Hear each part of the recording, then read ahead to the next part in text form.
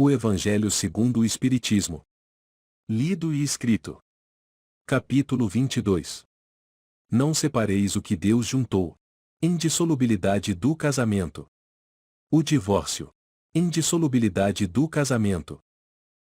Também os fariseus vieram ter com ele para o tentarem e lhe disseram: será permitido a um homem despedir sua mulher, por qualquer motivo? Ele respondeu: não lestes que aquele que criou o homem desde o princípio os criou macho e fêmea, e disse: por esta razão, o homem deixará seu pai e sua mãe e se ligará à sua mulher, e não farão os dois senão uma só carne? Assim, já não serão duas, mas uma só carne. Não separe, pois, o homem o que Deus juntou. Por quê? Então, retrucaram eles, ordenava Moisés que o marido desse à sua mulher um escrito de separação e a despedisse. Jesus respondeu: foi por causa da dureza do vosso coração que Moisés permitiu despedisseis vossas mulheres, mas, no começo, não foi assim. Por isso eu vos declaro que aquele que despede sua mulher, a não ser em caso de adultério, e desposa outra, comete adultério, e que aquele que desposa a mulher que outro despediu também comete adultério. Mateus 19. 3-9. 2. Imutável só há o que vem de Deus. Tudo o que é obra dos homens está sujeito à mudança. As leis da natureza são as mesmas em todos os tempos e em todos os países. As leis humanas mudam segundo os tempos, os lugares e o progresso da inteligência. No casamento, o que é de ordem divina é a união dos sexos, para que se opere a substituição dos seres que morrem, mas as condições que regulam essa união são de tal modo humanas, que não há, no mundo inteiro, nem mesmo na cristandade, dois países onde elas sejam absolutamente idênticas, e nenhum onde não hajam, com o tempo, sofrido mudanças. Daí resulta que, em face da lei civil, o que é legítimo num país em dada época, é adultério noutro país e noutra época, isso pela razão de que a lei civil tem por fim regular os interesses das famílias, interesses que variam segundo os costumes e as necessidades locais. Assim é, por exemplo, que, em certos países, o casamento religioso é o único legítimo ou noutros é necessário, além desse, o casamento civil ou noutros, finalmente, este último casamento basta. 3. Mas, na união dos sexos, a par da lei divina material, comum a todos os seres vivos, há outra lei divina, imutável como todas as leis de Deus, exclusivamente moral, a lei de amor.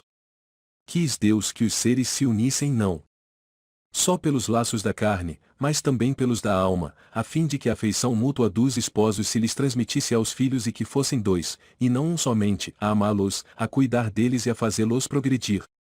Nas condições ordinárias do casamento, a lei de amor é tida em consideração? De modo nenhum. Não se leva em conta a afeição de dois seres que, por sentimentos recíprocos, se atraem um para o outro, visto que, as mais das vezes, essa afeição é rompida. O de que se cogita, não é da satisfação do coração, e sim da do orgulho, da vaidade, da cupidez, numa palavra, de todos os interesses materiais. Quando tudo vai pelo melhor consoante esses interesses, disse que o casamento é de conveniência e, quando as bolsas estão bem aquinhoadas, disse que os esposos igualmente o são e muito felizes hão de ser.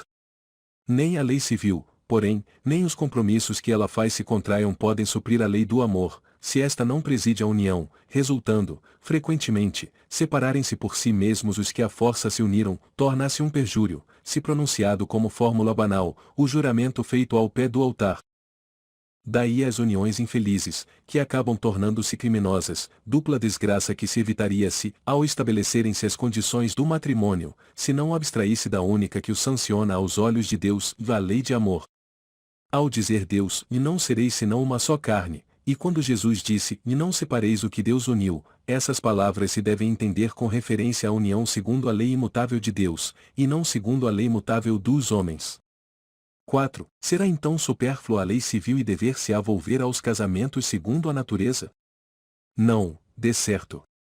A lei civil tem por fim regular as relações sociais e os interesses das famílias, de acordo com as exigências da civilização, por isso, é útil, necessária, mas variável. Deve ser previdente, porque o homem civilizado não pode viver como selvagem, nada, entretanto, nada absolutamente se opõe a que ela seja um corolário da lei de Deus. Os obstáculos ao cumprimento da lei divina promanam dos prejuízos, e não da lei civil. Esses prejuízos, se bem ainda vivazes, já perderam muito do seu predomínio no seio dos povos esclarecidos e desaparecerão com o progresso moral que, por fim, abrirá os olhos aos homens para os males sem conto, as faltas, mesmo os crimes que decorrem das uniões contraídas com vistas unicamente nos interesses materiais. Um dia perguntar-se-á o que é mais humano, mais caridoso, mais moral, se encadear um ao outro dois seres que não podem viver juntos, se restituir-lhes a liberdade, se a perspectiva de uma cadeia indissolúvel não aumenta o número de uniões irregulares. O divórcio. 5. O divórcio é lei humana que tem por objeto separar legalmente o que já, de fato, está separado. Não é contrário à lei de Deus, pois que apenas reforma o que os homens hão feito e só é aplicável nos casos em que não se levou em conta a lei divina. Se fosse contrário a essa lei, a própria Igreja seria obrigada a considerar prevaricadores aqueles de seus chefes que, por autoridade própria e em nome da religião, hão imposto o divórcio em mais de uma ocasião. E dupla seria aí a prevaricação, porque, nesses casos, o divórcio é objetivado unicamente interesses materiais, e não a satisfação da lei de amor. Nem mesmo Jesus consagrou a indissolubilidade absoluta do casamento. Não disse ele, foi por causa da dureza dos vossos corações que Moisés permitiu despedisseis vossas mulheres? Isso significa que, já ao tempo de Moisés, não sendo a afeição mútua a única determinante do casamento, a separação podia tornar-se necessária. Acrescenta, porém, e no princípio, não foi assim, isto é, na origem da humanidade, quando os homens ainda não estavam pervertidos pelo egoísmo e pelo orgulho e viviam segundo a lei de Deus, as uniões, derivando da simpatia, e não da vaidade ou da ambição, nenhum ensejo davam ao repúdio. Vai mais longe e especifica o caso em que pode dar-se o repúdio, o de adultério. Ora, não existe adultério onde reina sincera afeição recíproca. É verdade que ele proíbe ao homem desposar a mulher repudiada, mas cúmplice tenham em vista os costumes e o caráter dos homens daquela época. A lei mosaica, nesse caso, prescrevia a lapidação. Querendo abolir um uso bárbaro, precisou de uma penalidade que o substituísse e a encontrou no opróbrio que adviria da proibição de um segundo casamento.